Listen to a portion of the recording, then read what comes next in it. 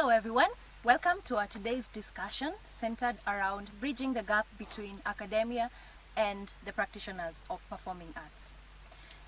Our panelists today are Dr. Emmanuel Shikuku, who is a lecturer in the Department of Film and Theatre Studies at Kenyatta University. We have Dr. Priscilla Gitonga, who is a lecturer of music in the Department of Music and Dance, Kenyatta University. She is also a performing artist. And we have Thuku Kemani, who is a practitioner in film and music technology. I will be your host, Wahu Kiragu. Our discussions will be about experiences by academia and what they think are those things that lack, that have not enabled the link or partnerships between the performing arts industry and the scholars and researchers. Oh, okay, to begin with, Dr. Shikuku, how do we ensure that the research we are conducting is relevant to the real world now, not just as our passion projects or ideas of what Kenyan arts should be, but research that actually solves current problems in the industries? Rather, how do we create a flow of valuable research from academics to creatives? Thank you, Jen. That question is a bit elaborate, but I'll take just a bit of it, okay. Which is how we can ensure that our research in the arts is relevant to the industry.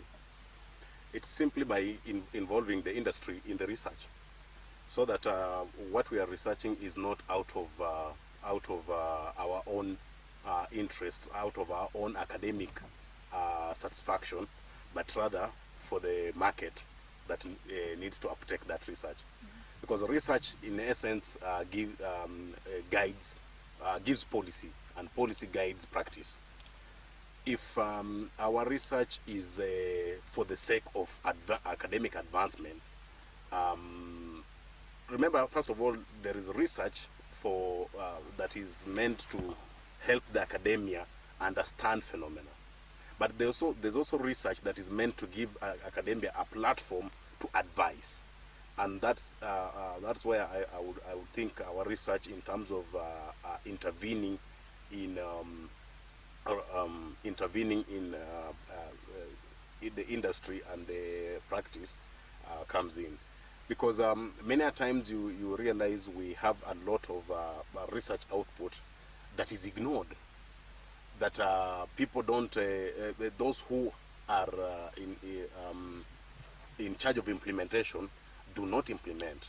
And that is sometimes why you find people are, the academia, the scholars are doing their bit, the practitioners are doing their bit, but they're not linking, because that chain of them working together is not there. The fact of looking at what I am producing as a scholar and what is being done on the ground is different. But when you look at the scholars' involvement, for example in Kenya, the scholars' involvement in things like festivals, that gives a good platform for them to see what is happening within the industry, and then feedback that into the academia. But then, is the channel official? And also, is it enough? Because when we look at festivals, right? That's just one avenue. Yeah. You talk about research. In most cases, this research will be found on you have your journals, you have your books, maybe stashed away in libraries. Now, I notice there is a disconnect, because you do not expect practitioners to go to the library. These are creatives who create in the moment. So how do we ensure that this research that is valuable and is important for the practitioners in the industry, how do we actually get this information to the people on the ground? Maybe as you ruminate on that, we can have Kimani. But I can take it. Okay. One of the ways in which we have had problems with the disconnect between the people who are doing and the people who are reading about it, people who are looking at alternative ways of engaging, is because of what has existed as a social a social hubris, if I may call it. Practitioners look at artists, scholarly art scholars as people of the book, people who theorize.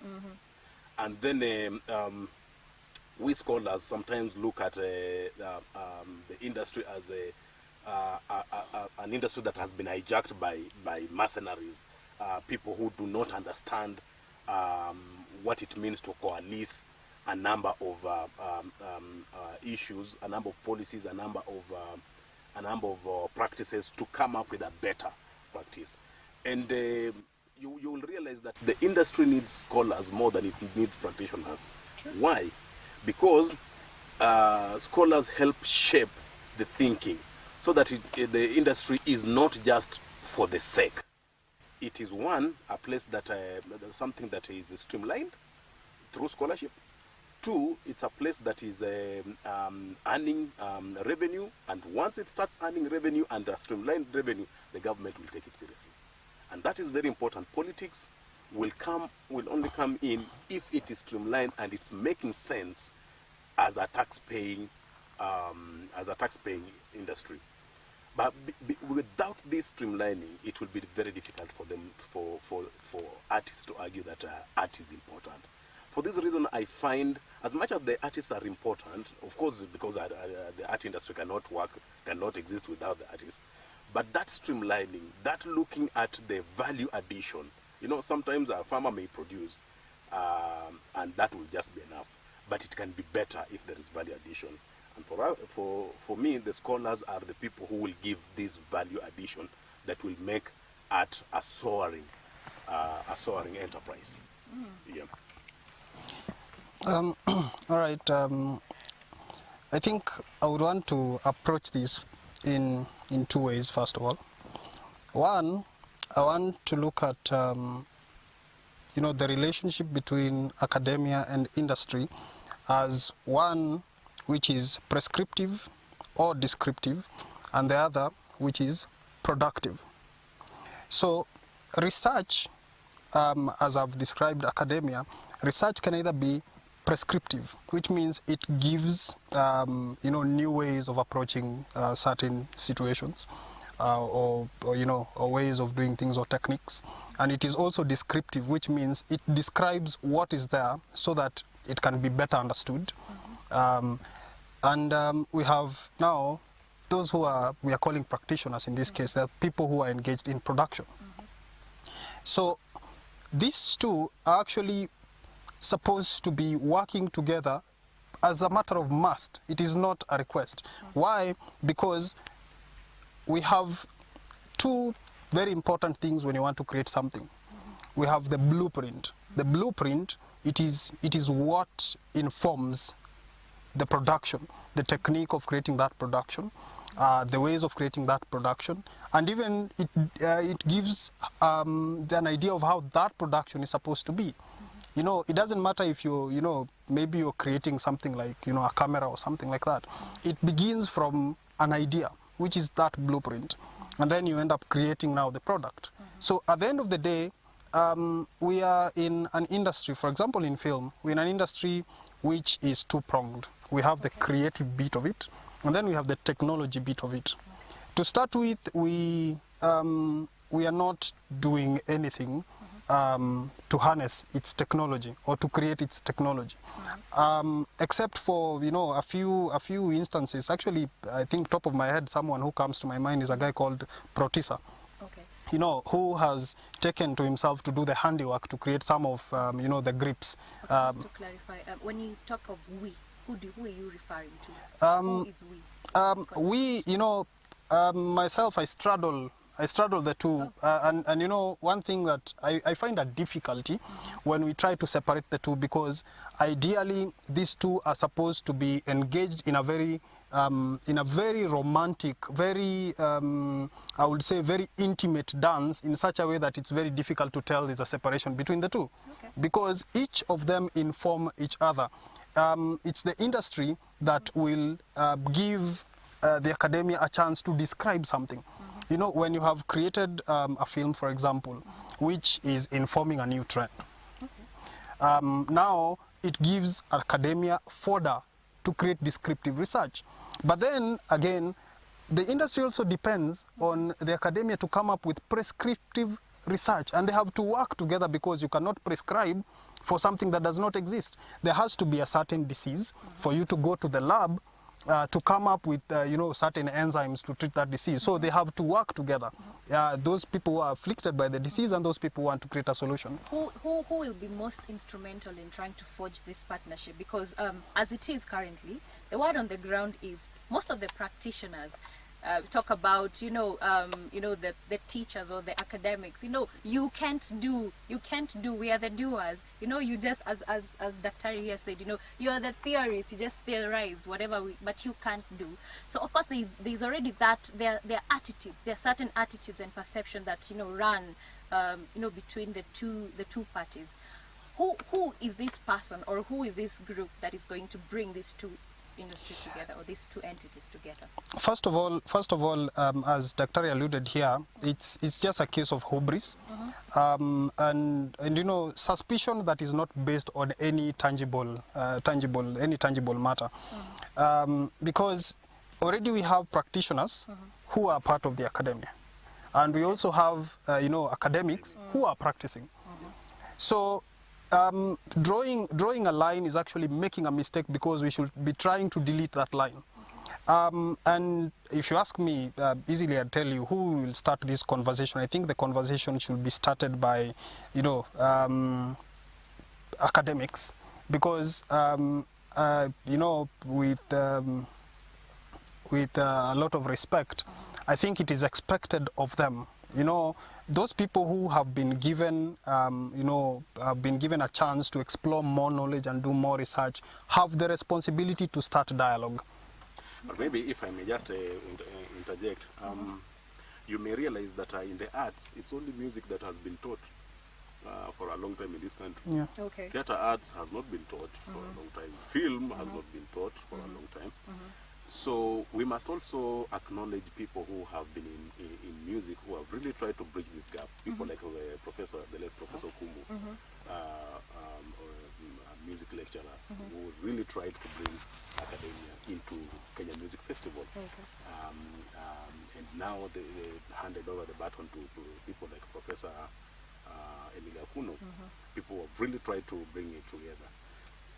And now in the arts, in terms of cultural industries, people like Professor Kimani Jogu, they've really tried to bring to bridge this gap. So maybe what you want to know is who will bridge this gap. I see inheritors or should I say disciples of people, of those kind of people that I've mentioned, Professor Kimani Jogu, the late Professor Kumu, the late Bantu Mwaura. Those people who have really tried, and they have been working under very difficult situations. You'll remember this country had at some point we had the issues of structural adjustment programs, where arts was neared upon. And it has gone even at some point it got lost about in 2000, and that's why we came up. We had a lot of vernacular stations, people taking out culture and arts a bit more seriously, people themselves, but not the government. And then at some point in late 2008 onwards, we were again fought. The arts were fought very hard. The government even came up with the policy of mainstreaming STEM. Mainstreaming STEM. So we are working as artists and scholars of art. We are working under very difficult situations. But there has been a trend. There has been an effort. There has been this is the word. There has been something has been started. There has been a beginning. I think what I hear you asking is the how. How? Because really we know why it is important for academics and practitioners to work together. When you talk of practitioners, it sounds so medical. I want to talk of this as the practitioners in the creative industry. So that I think the reason why it's important is known. I think what we need to collaborate on is known. The question is how. And I think even as much as we are accused of theorizing, we theorize from something. True. It's not that we've not been looking. We have been looking. But from the point of music, I feel, one time I had a privilege of talking to one Giuliani, and he said very important things that I thought, wow, that should actually be the screw that breaks the wall. Because what we need to do is to break the wall, not just to bridge the gap, but to break it, because there are a lot of barriers. In music, we have traditional music, we have pop music coming up, we have all this generation of youths coming up. But there is a problem because most scholars don't value the youth's point of view. The moment we start valuing whatever they say, they're just not yapping, tuinue mikono, tufanye nini, nini, nini. They're in rap and crack and whatever they are doing. But it's knowledge. That is their world. So why do you think they don't value? Is it is it an age thing? It's an attitude. It's an attitude thing? It's an attitude. And I think also in academia, popular music especially, has been shoved aside for a very long time. It's not seen as Worth it's not, research. what are they saying? You know, our time, we would talk about Tupac and people like Dr. Dre, who had things to say, and we would say, in our age, would say that was music. Yeah? But now if you have a teenager this time, really he's not listening to Dr. Dre. He's not listening to Tupac, unless he's talking about Mama on Mother's Day. Yeah, but we have shoved that aside, and we no longer see the youth as though they are saying anything that is helpful. But the truth is, they are saying so much. Look at the way they dress. Look at the way they walk. Look at the way they talk. Express themselves. Yeah, that is their world. That is their culture. So the moment as academia we open up that as credible knowledge, then we are going to start understanding them from their point of view, from their world. So that what we write, if we repackage it, then it will make sense to them. And so they will want to work with us. Giuliani, I'll go back to Giuliani, he said, I, as an artist, I'm just a mango on a mango tree. The moment Del Monte or whichever company takes that mango and puts me in a can or in a juice can. Yes, I have value. And that's what I want you, academia, to do.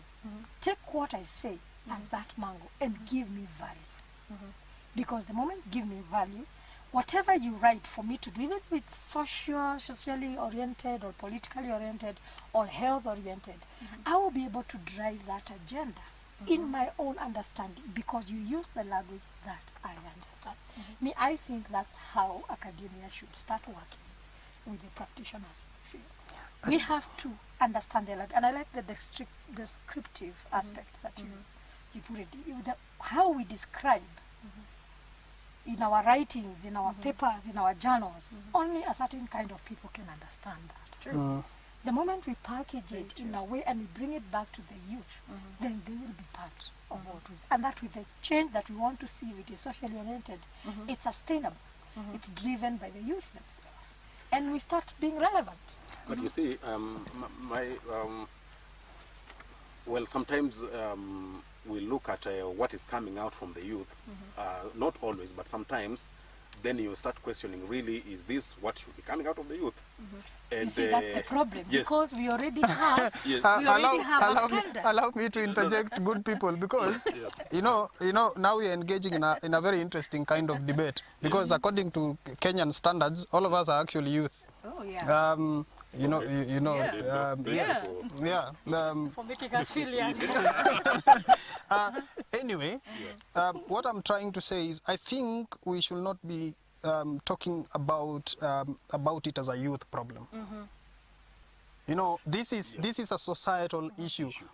Why we talk about the youth is because most of our population is young, and most people who are engaged in the creative industry are young people. So it is not a youth problem, because how I observe it is this. You know, those people who, who were young after independence, they call themselves, guys of the post-colonial era. They used to write material that was based about, surrounding those issues. Those people, those artists, those writers, those musicians who sang in the 80s and 90s, especially in Kenya, were talking about, the lack of democracy and those issues that were going on during that time. And, other health issues like HIV, because HIV was the big thing about that time. So now, come to the millennial era. The kind of challenges we are going through, we have come full circle.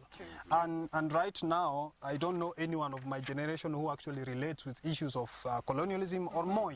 Because anyone who is actually old enough to have interacted with the times of Moi has a very vague memory, because we were kids during Moi's time, so we did not directly experience what he took people through.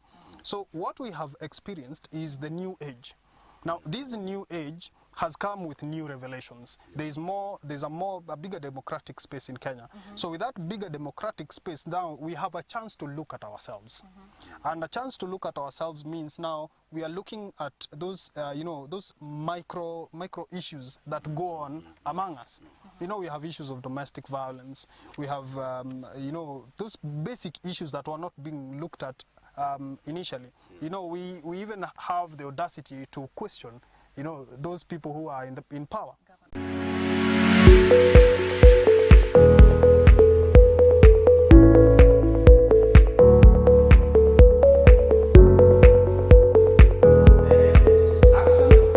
Have you been wondering where and how to learn videography with live streaming and music masterclasses? At Nairobi Institute of Music and Performing Arts, Nimpa, we have a one-month program for individuals and churches. The following masterclasses will be offered: videography, live streaming technique, instrument and performance. Our courses are practical. Upon completion of the course, Nimpa will assist the graduate in setting up a live stream control center. Enroll now for any of these courses by visiting our offices, which are located off Committee Road, opposite Pcea Zimmerman Church, or visit our website www.nimpa.ac.ke. Nairobi Institute of Music and Performing Arts, nurturing talent for self-actualization. Hello everyone, welcome back to our Nimpa digital media platform. We are continuing the discussion we were having on bridging the gap between academia and, as I'm told, performers of performing arts. So we continue where we left. So we were talking about what is it that we can do as researchers or scholars to ensure that whatever we are creating in terms of research or even new innovations is easily or readily accessible to the people on the ground who really need this new information. I think we had come to an agreement that there needs to be a symbiotic relationship. There needs to be a symbiotic relationship between the practicing artists and the practicing scholars. But what we need also to agree on is that art, just like any other facet of the society, can be used either positively or negatively. It can influence both ways. I think that is where I was trying to insist that we must look at the work of scholars as shapers. Yeah. But most importantly, it has to be a symbiotic relationship. We must look at artists as a key component of the society, as the holders of the mirror upon which the society looks at itself. But at the same time, we must also look at the scholars in the art as the shapers of this mirror, the people who look at the mirror and decide we can move this mirror this way so that it shows us where the rot of the society is, and therefore we correct. It's all a question of social growth. It's all a question of the rule of law. The rule of law. It's also a question of protecting the vulnerable. If an art does not serve those basic functions, then we have a reason to question it. But you made a question on the uptake of the research output. How much is it being taken, Consumed, yes. and in what platform are we giving Yes. this research, This research. output, so that it helps the society. Because in most cases, you'll realize people write, well, they do the research, they write the findings, and then they use it for academic growth. Yes. The society has not benefited from it because it's on the shelves. First of all, I imagine a situation where practicing scholars who are artists as well, being this gap, this bridge, Bridging the gap, yes. but as you say, also it's being a the wall. people who break the wall, Break the wall, because true. because they understand both worlds. Yes, true. And that is why it's very important that when we are training students, those students engage directly with the industry, so that as a scholar, you simply facilitate this engagement between the student in the middle, the academia on one side, and the art on the other side, yes. so that there is a link that is intergenerational, not just a link that remains with me as the scholar, sitting on the fence, sitting on one side, and the art on the other side, and then we have the wall. I see a practicing artist who enters the academia, or an academic who enters the performance situation as the key. And I think that is why our generation, because I remember the generation of my teachers, for example, of theatre arts, were more of scholars than artists.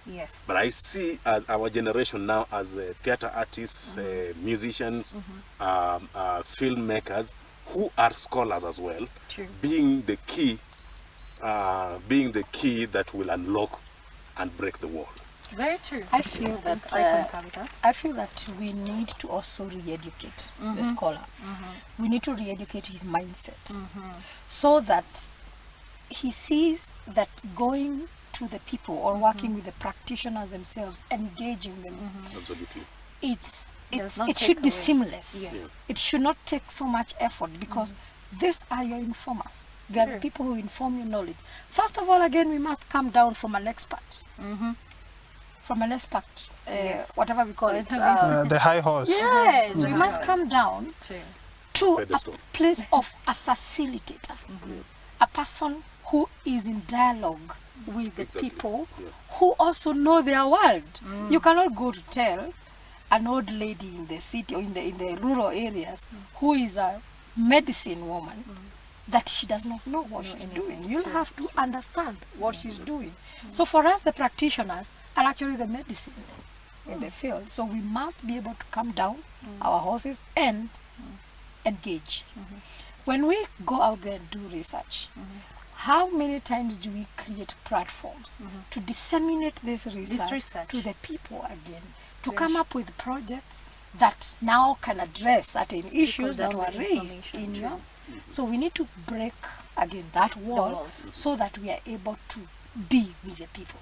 Otherwise, as long as we remain doctor, professor, and an artist who is just coming up with just a 3-year-old celeb mentality, it's not going to work. Maybe just I interject. It reminds me of the late Ezekiel Alembi, the gentleman who defended his thesis in the village. Oh, okay.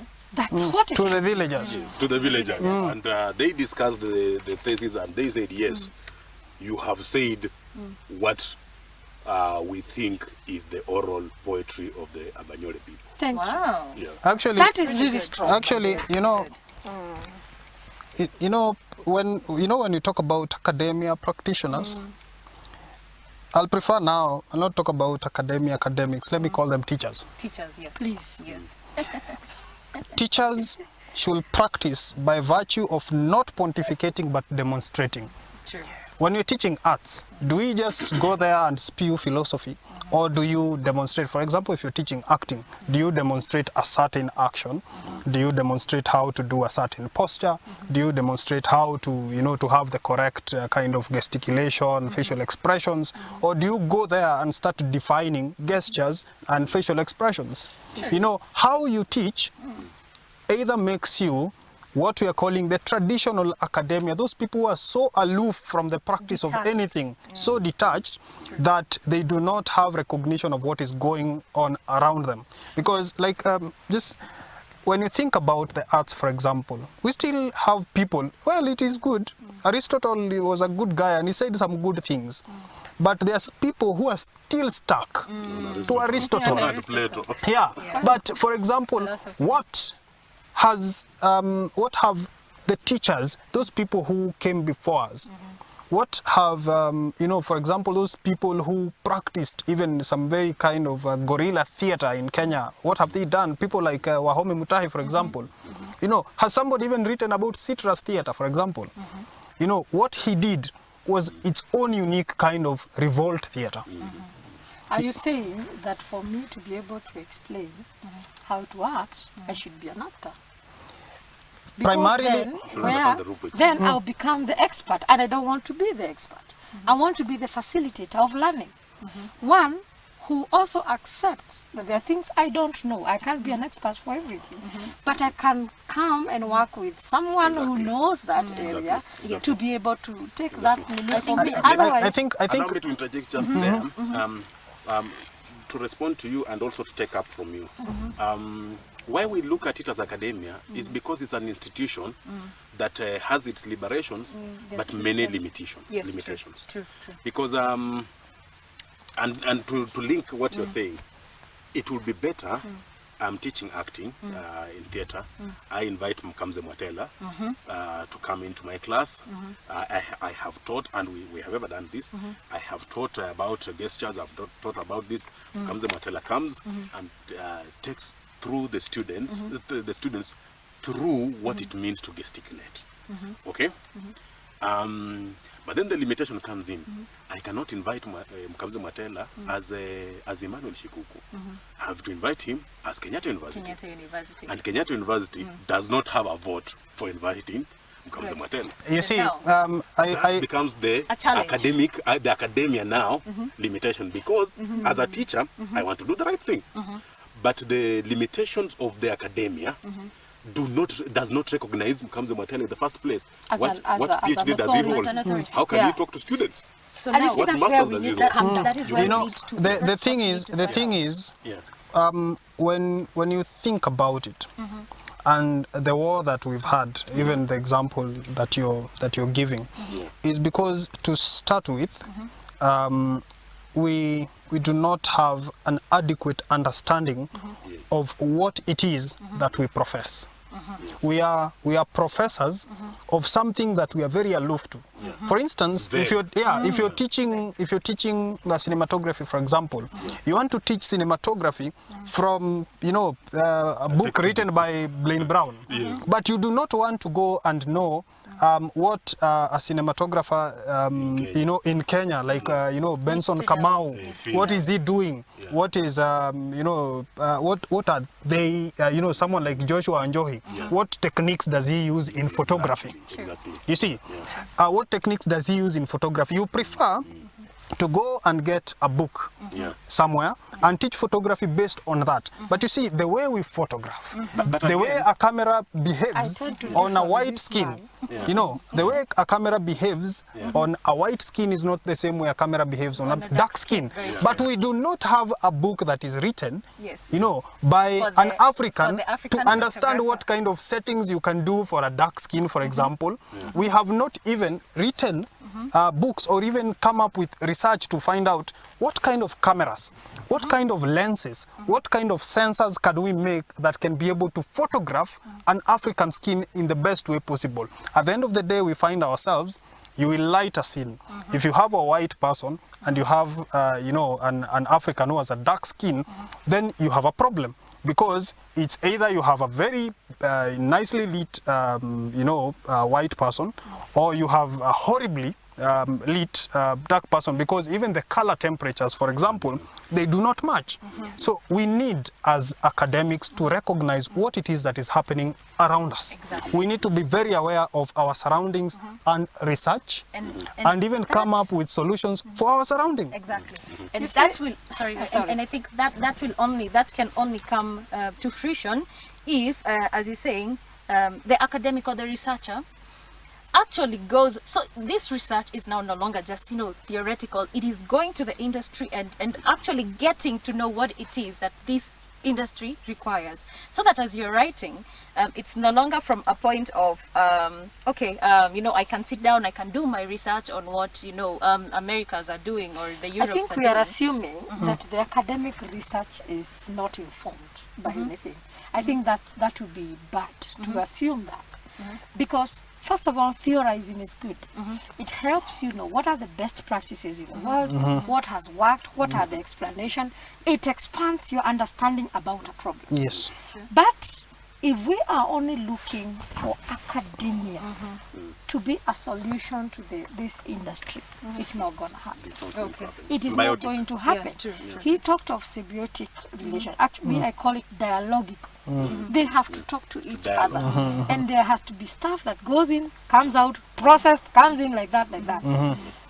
There are people who have written a lot of books about their context in Africa, and they don't have to be in academia. They are practitioners who want to inform. Yes. There are people, they are practitioners actually, and by writing, they are theorizing. True. They are theorizing that context. Yes. So if we are looking for academia to be the solution, it cannot work. But can I say something? Okay. I don't think we are asking academia to be the solution. We are asking academia to be the initiator of the dialogue. Because that's our mandate. True. Actually. It is. To initiate dialogue that helps the growth of the social sector. Or that gives confidence to the practitioners to talk. Now, for us to initiate for academia to initiate that dialogue, there must be capacity to initiate the dialogue. If I have been given 35 hours to teach acting or directing, something that a student takes, for example, in UCLA for a whole semester, or it's a course. I've been given 35 hours to teach. I have to conduct rehearsals. I have to conduct rehearsals. I have to teach them the theory and the practice, and find another voice to come and support what I'm saying, or even to engage the dialogue now through things like seminars, through things like workshops, through taking these students to a theater to watch a performance, to have a dialogue with the director of that performance, so that they can learn from it, so that they look at what Dr. Shikuku gave us in class, what we did in our class, in our university auditorium, and now what is happening at the Kenya National Theatre. Triangulate these three, find a form of engagement. Okay, so that is where I think academia has to come in strongly. But most importantly, and to continue the dialogue, one of the things that we need to do is to have, because practitioners are in charge of the guilds, one of the most important things that practitioners need to do is to recruit students, to have student chapters of guilds, so that, because they know these industry players will not be there forever. They will at some point exit, or they'll need new blood. And remember, things are changing so much. There's a lot that is changing. So we need new blood, people with new ideas to come through the ranks. That is where the industry fails. I think it is not bringing, it's not forming guilds. And even if it forms those guilds, they have ignored the. I think we are coming from a point and where we began, and that's still where we are, because this discussion is one of the ways in which we will things will start moving. We are coming from a point of a kind of philosophy where those who do not know, and those who know do not do. how do we change that? You have given some very excellent suggestions, and I'm thinking those suggestions that you're saying is academia approaching those people who are in the industry. I think there is another way of, because where we have done, what we are doing using those methods is where we are going to know what they do. Now, we need also to take their knowledge. We need to hold seminars. We need to hold workshops. I think it is the responsibility of any university to hold seminars, workshops, master classes, and invite those people, give them your perspectives, and in those platforms, share your research. That is also another way of disseminating your research. For instance, Mwalimu here has done some very excellent research about the youth, and, you know, yes, in hip-hop. You know, I don't know, Mwalimu, maybe you can engage us on this as you speak. I don't know if maybe you have ever had a sit down maybe with this hip-hop industry, which is very big, maybe to know if what they think about what you have said about them, and maybe if what else it is that they would want to voice out there, maybe in the format that you did as an academic research. Okay. I looked at the social significance or hip-hop as a social discourse, and how it engages with the society, and how it can inform, how it mirrors the society to create different identities that we see. I have tried to disseminate as far as I can, including last year, but we had a seminar, I don't know whether I invited you, on where we brought in Giuliani, an artist in hip-hop fraternity, from graffiti to break dancers and we had a conversation. We actually had them dress in academic gowns just to break the power, you know. And of course, not many academics showed up. That's the problem. Because again, as I said earlier, there is need to re-educate the mind. Of the academics into how they see the young people and take them, because the hip hop right now it's a youth subculture. I also tried to really travel in Dadora, you know, I talked to Akina Kala Mashaka. Everything that I did, I really talked to people. And I revised my topic again and again and again so that I could capture their concerns, you know. And their concerns was that, you know, we do this thing, in here to your ghetto, you know, you guys don't understand. So there is an expert and practitioner always. There are two words. There's a gap. Yes.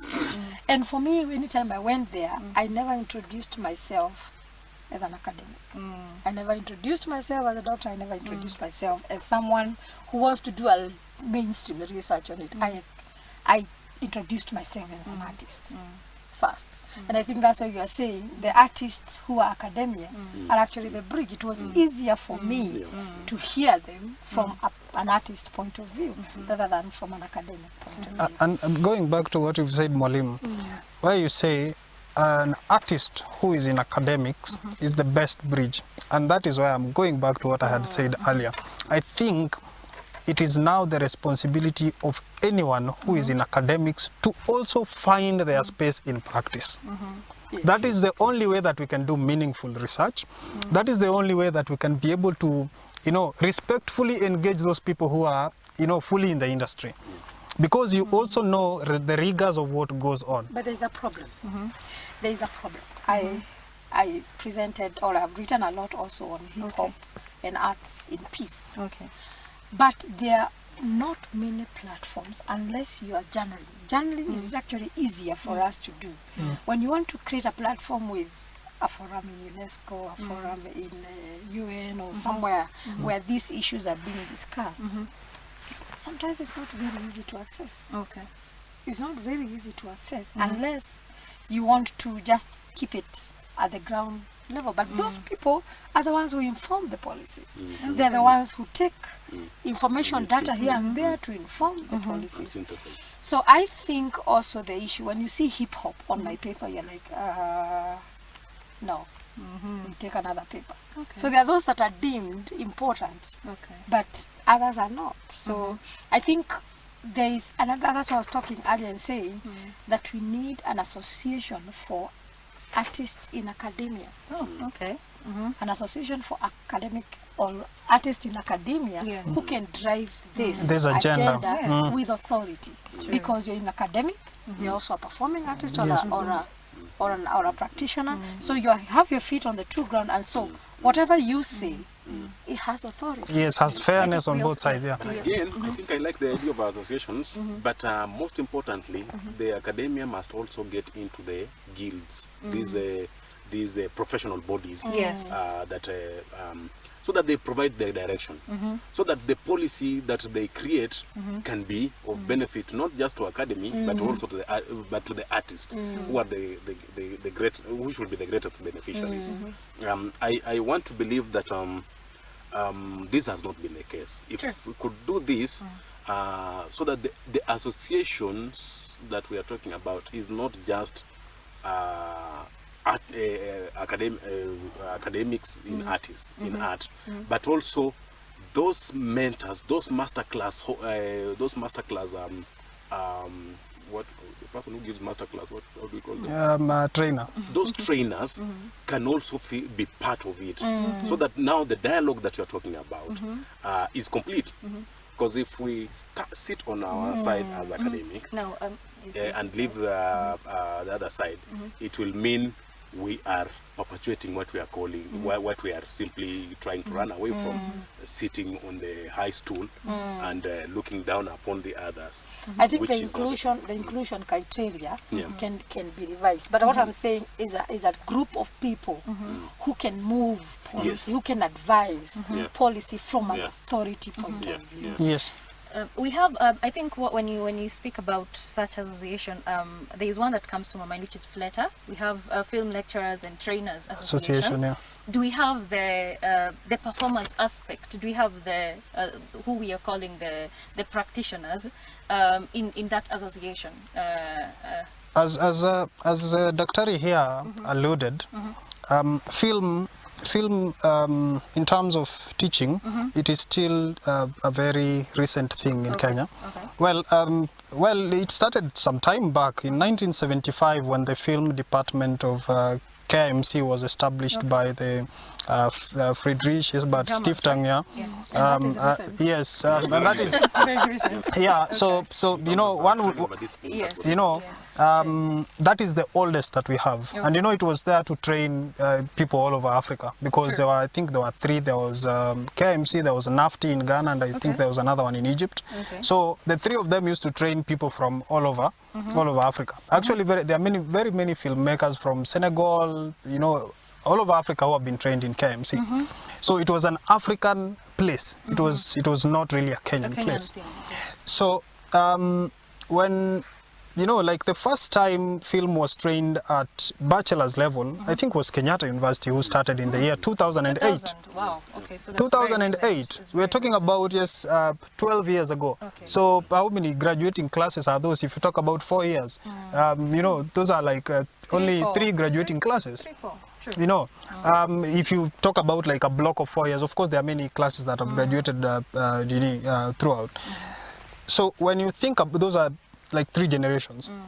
So when you look at such a case, for example, now that there were not there was no prior, you know, training in Kenya in film, you know, prior to Kenyatta University starting that department, it meant, of course, they could not at that particular point find, you know, lecturers who are, you know, in the industry. They could not just find a loose PhD walking around the industry holding cameras to come and teach.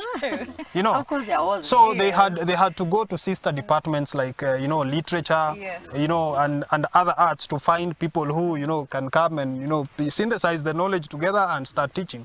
So what we ended up having is people who are learning on the training. They you know, it's like they were going, trying to understand the film industry at the same time teaching about film industry. So at the end of the day, you will have someone who is very well grounded on the other ideas and, you know, concepts of film. How do you analyze a film and all that? But and you know, maybe who understands how a camera looks like from a drawing, but maybe not very well versed in operating it, because even the one who taught them and which is not a mistake of their own or their making, could not even operate that camera. But what do we have right now? Those 3 generations that I'm talking about that have been created throughout from 2008 have become lecturers now. I am a case, for example. I have become a lecturer, and now I have gone through the cameras. I started in KMC. I have operated the cameras. I have done the sound, I've done the lighting, I've written the script. So when I'm going to class and teach, I have that understanding. So if I do research, my research is informed by those 2 aspects. There are aspects of understanding and concept and the skill side. So, and you know, I don't know, my mwalimus here are very shy to say it, but you know, mwalimu here is also a musician. So even her research is based on what she experiences. Her teaching is based on what she experiences. She cannot come to teach you vocals because it was written by someone somewhere. It is because of what she has also experienced. Mwalimu here is a consummate theater artist. He has directed plays. You know, I enjoyed a rendition he did of The Successor. Oh, okay. You know, so when he goes to class to teach theater, he's not just going there to pontificate. He's not going there to regurgitate what was said by Aristotle. He's going there carrying his experience of theater and sharing it with the students. So I think that is where we should go. Academics must learn to practice. Very good.